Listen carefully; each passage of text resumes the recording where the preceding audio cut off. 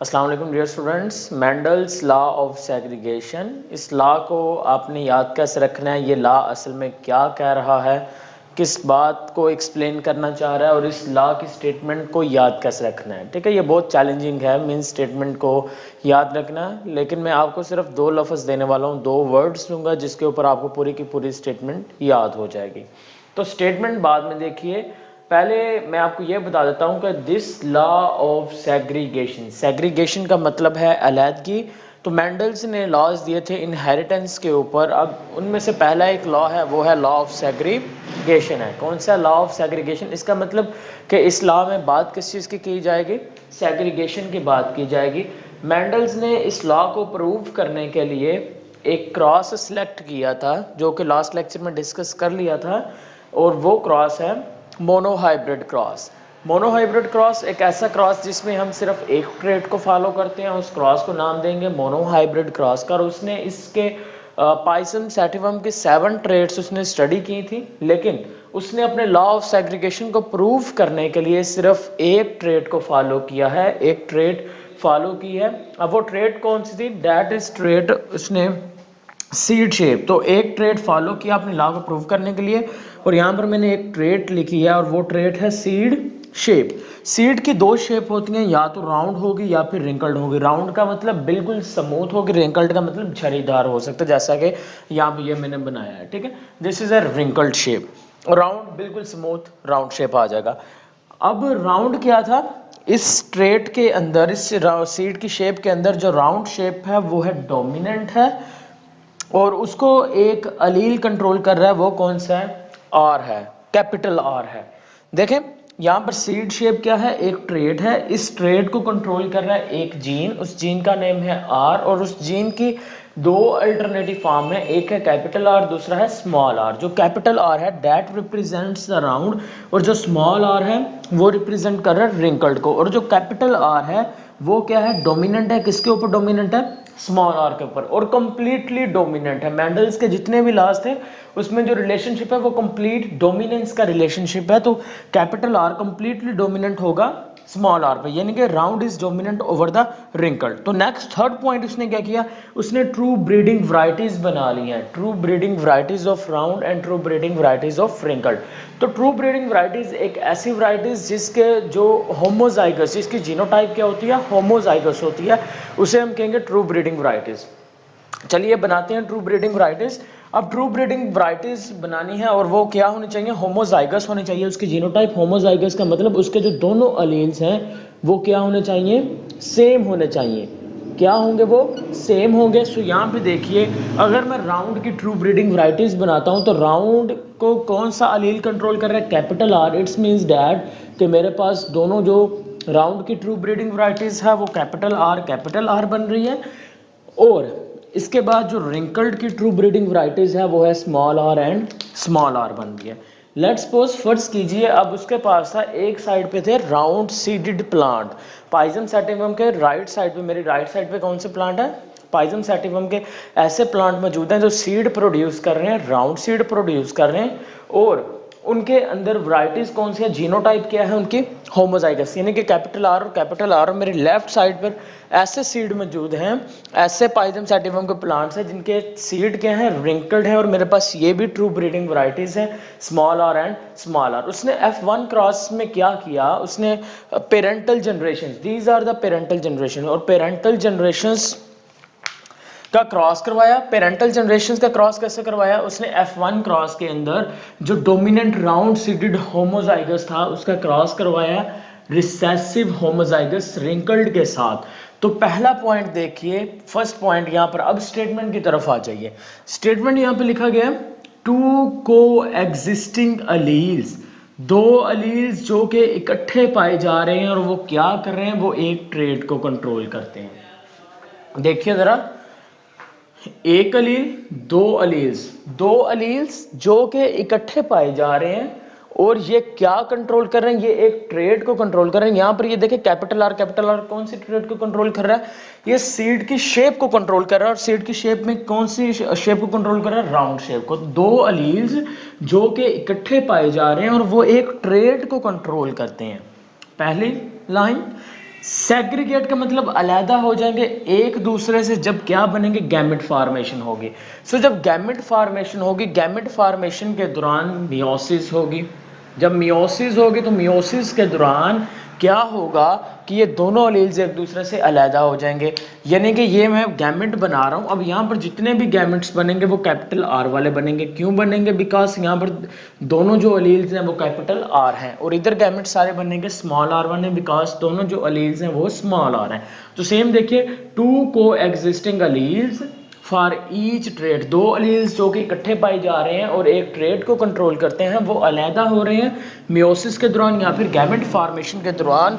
और यही एलील्स दोबारा आपस में मिलेंगे, कब मिलेंगे? जब क्या होगी, फर्टिलाइजेशन होगी। तो देखिए ज़रा, जब फर्टिलाइजेशन यहाँ पर हो रही है तो फर्टिलाइजेशन के नतीजे में क्या हो रहा है, ये दोनों एलील्स आपस में मिल रहे हैं। अब बैक टू द, यहाँ पे देखिए मैंने क्या कहा था, मैंने कहा मेरे राइट साइड पर ऐसे प्लांट मौजूद हैं जो राउंड सीड प्रोड्यूस कर रहे हैं, लेफ्ट साइड पर ऐसे प्लांट मौजूद हैं जो रिंकल्ड सीड प्रोड्यूस कर रहे हैं। मैंने इन दोनों का क्या करवाया, इनका आपस में क्रॉस करवा दिया।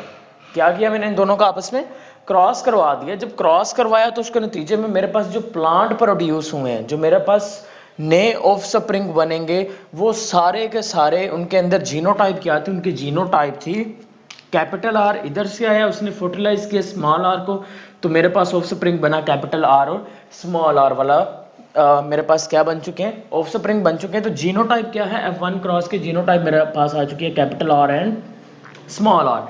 यानी कि जितने भी मेरे पास पौधे बनेंगे, प्लांट्स बनेंगे, ऑफ स्प्रिंग्स बनेंगे, उनकी जीनोटाइप हमेशा यही रहेगी। और अगर मैं फिनोटाइप की बात करता हूं तो देखिए ज़रा यहाँ पर, अब फिनोटाइप देखिए, फॉर्म ऑफ अपीयरेंस, ये कॉम्बिनेशन किस चीज़ को अपीयर कर रहा है। तो कैपिटल आर मैंने कहा था this is a dominant, it means that capital R dominant है स्मॉल आर पे। तो फिनोटाइप कौन सी शो होगी, फिनोटाइप यहाँ पर शो हो जाएगी, राउंड शेप उसकी क्या हो जाएगी, शो हो जाएगी हमें। ठीक है, तो F1 क्रॉस आपने इसको एक्सप्लेन कैसे करना है। सो आप कहेंगे Mendel cross the two pure line generations, two parental generations, या फिर Mendel cross the dominant homozygous round seeded plant with the recessive homozygous कह लें या ट्रू ब्रीडिंग कह लें, homozygous wrinkled seeded plant, and all the offspring of the F1 cross are the round shape and the genotype is capital R and small r. The capital R is completely dominant over the small r, that's why the phenotype is round.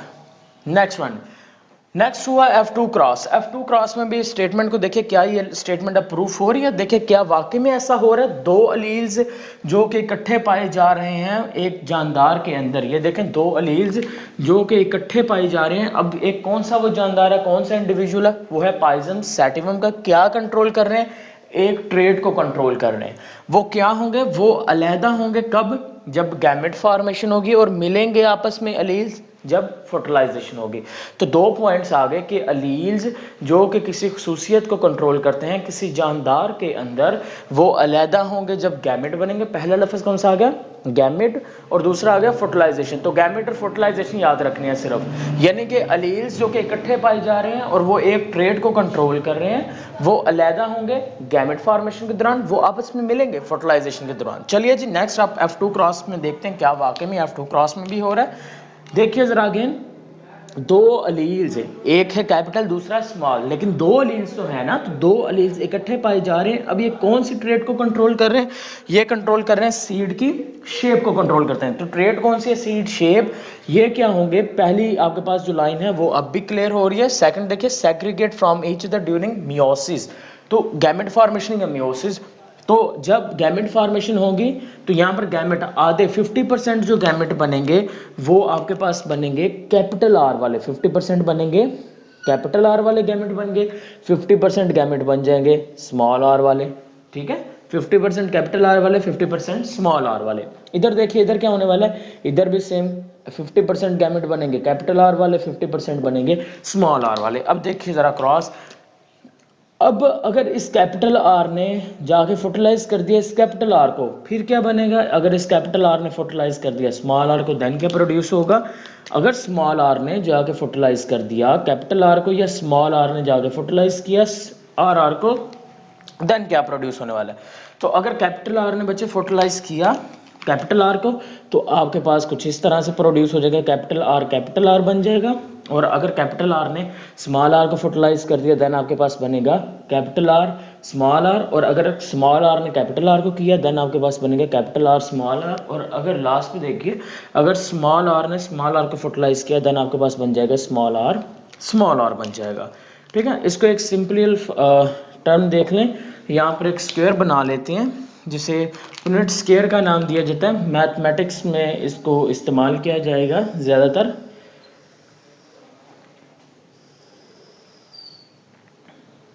लेकिन हम biology के कुछ मुश्किल mathematics biology के अंदर कुछ experiments के study करने के लिए मैथमेटिक्स के कुछ असूलों का इस्तेमाल करते हैं। इनको हम कहते हैं बायो इन्फॉर्मेटिक्स कहते हैं। क्या कहते हैं? बायो इन्फॉर्मेटिक्स कहते हैं। तो यहाँ पर गैमेट्स देखिए, मैं एक साइड पे लिख रहा हूँ कैपिटल आर गैमेट है, और दूसरी साइड पे गैमेट लिख रहा हूँ स्मॉल आर। इधर देखिए गैमेट कैपिटल आर और दूसरा गैमेट स्मॉल आर। तो अब देखिए ज़रा कैसे यहाँ पर फर्टिलाइजेशन होगी। अगेन सेम वही प्रोसेस बना रहा हूँ, capital R capital R capital R और स्मॉल आर और कैपिटल, यानी कि ये आगे small R and small R. अब ज़रा यहाँ पर F2 क्रॉस के बच्चे देखिए ज़रा फिनोटाइप क्या है F2 क्रॉस की। आपके पास फिनोटाइप रेशो क्या है?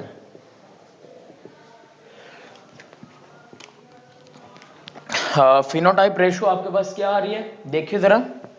फिनोटाइप रेशो में देखें, यहाँ पर आपके पास है ये वाला कौन सा है, राउंड कैपिटल आर है, तो ये आ गया आपके पास राउंड। नेक्स्ट मूव कीजिए, कैपिटल आर है, ये भी क्या है राउंड। यहाँ देखिए कैपिटल आर है राउंड, यहाँ पर स्मॉल आर है, तो ये आपके पास आ गया रिंकल्ड। ये क्या आ चुका है? रिंकल्ड आ चुका है। तो देखिए ज़रा, टू को एग्जिस्टिंग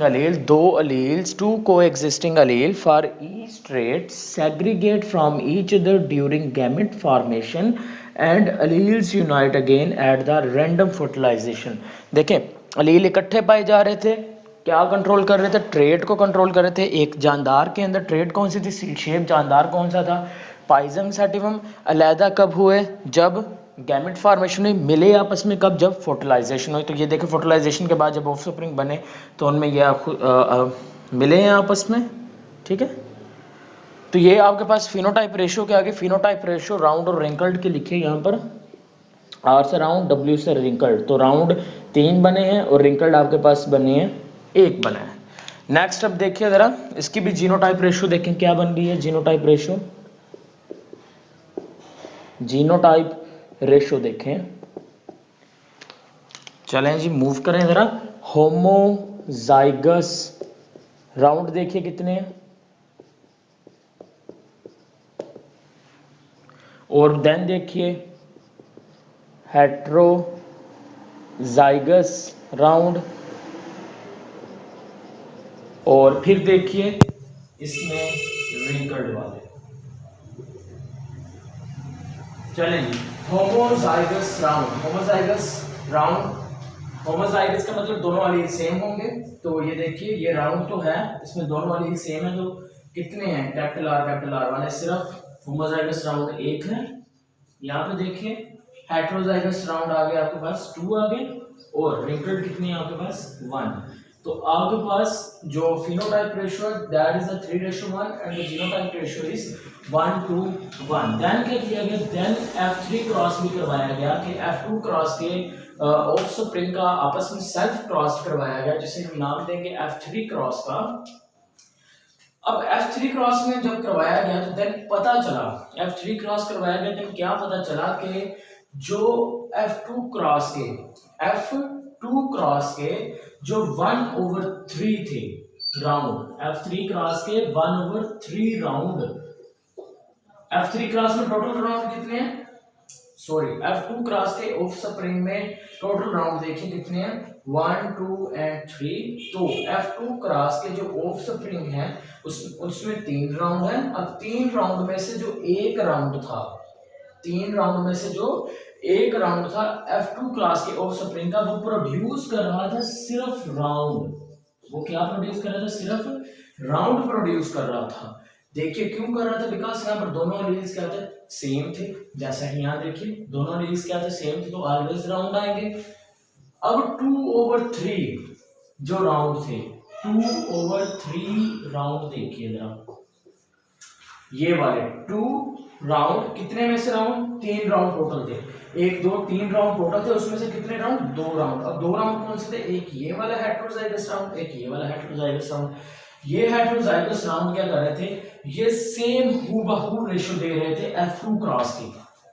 किसकी रेशो दे रहे थे, F2 क्रॉस के। देखिए F2 क्रॉस में भी थे, हेटेरोजाइगस राउंड थे ना, यहाँ पे भी हेटेरोजाइगस राउंड, तो इसका मतलब 2/3 of round of F2 cross offspring produce the same ratio as the F2 cross and the wrinkled always produce the wrinkle. और रिंकल्ड जो स्मॉल आर है उसने क्या करना है, उसने ऑलवेज रिंकल्ड ही प्रोड्यूस करना है, ठीक है। रिंकल्ड का अगर रिंकल के साथ क्रॉस होगा तो स्मॉल आर इधर से आ गया, स्मॉल आर उधर से आ गया, तो ऑलवेज क्या होंगे, रिंकल्ड ही प्रोड्यूस होंगे। सो अगेन देख लेंगे यहाँ पे F3 क्रॉस में टोटल क्या किया गया, F3 क्रॉस में F2 क्रॉस के जो ऑफ स्प्रिंग है, ये F2 क्रॉस के ऑफ स्प्रिंग है, इनका आपस में क्रॉस करवाया गया।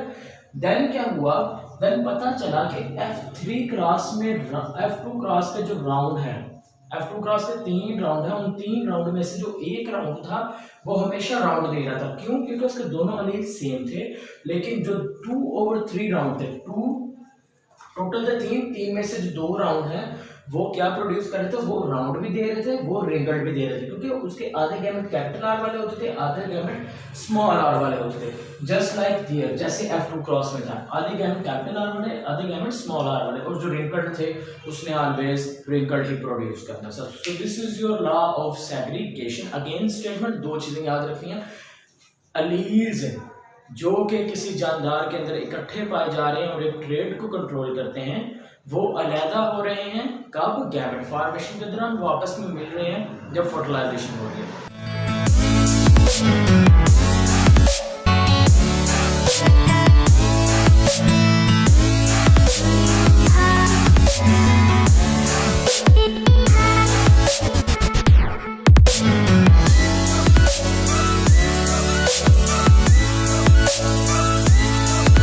Subscribe to our channel by clicking the subscribe button. Click the bell button and enjoy the latest uploads from our channel.